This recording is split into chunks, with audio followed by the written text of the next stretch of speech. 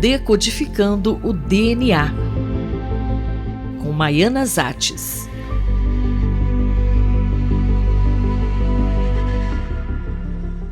Criar órgãos humanos em suínos é a nova estratégia de cientistas chineses para evitar rejeições nos transplantes.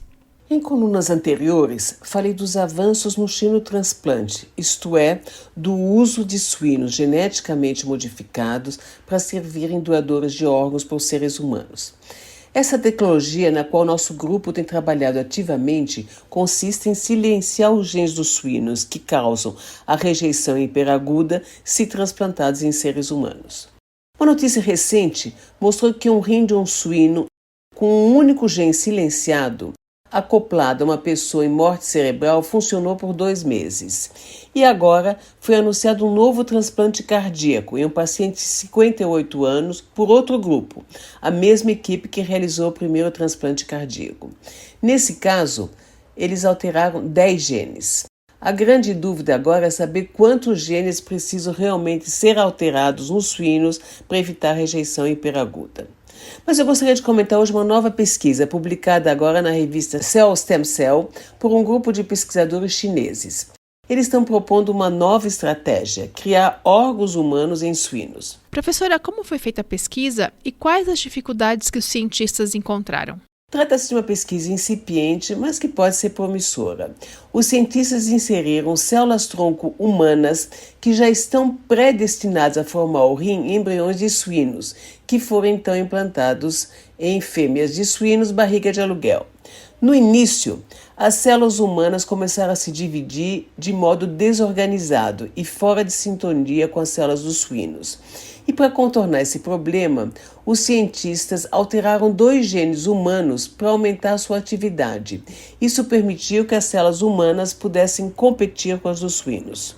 O segundo problema é que as células humanas estavam em estágio mais desenvolvido do que as dos suínos. E para contornar esse problema, os pesquisadores cultivaram as células humanas em outro meio de cultura antes de implantá-las, para que estivessem em sincronia com as células dos suínos. O que foi conseguido?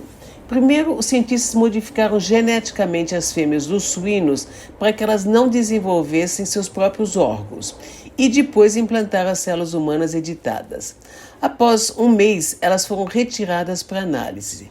Os pesquisadores observaram que alguns dos embriões dos suínos tinham células primordiais formadoras de rins humano, o chamado mesonefro. Cerca de 65% das células eram humanas, mas a estrutura estava longe de se formar um rim completo. E cientistas que não estavam envolvidos no projeto argumentam que nesse procedimento haveria também o risco de se ter células humanas em outros tecidos dos suínos, como o cérebro ou órgão reprodutor. Mas, sinceramente, eu não me preocuparia com isso. Acho difícil imaginar que células humanas no cérebro de um suíno faria que ele tivesse uma inteligência próxima da humana. E quais seriam as vantagens e desvantagens dessa estratégia em comparação com o xenotransplante? A vantagem seria que, no caso do xenotransplante, do mesmo modo que o transplante entre pessoas imunocompatíveis, a pessoa transplantada precisa tomar imunossupressoras durante toda a vida. E, nesse caso, se forem usadas células no paciente para gerar, por exemplo, um rim humano e um suíno, teoricamente não haveria rejeição, porque seriam as células do próprio paciente.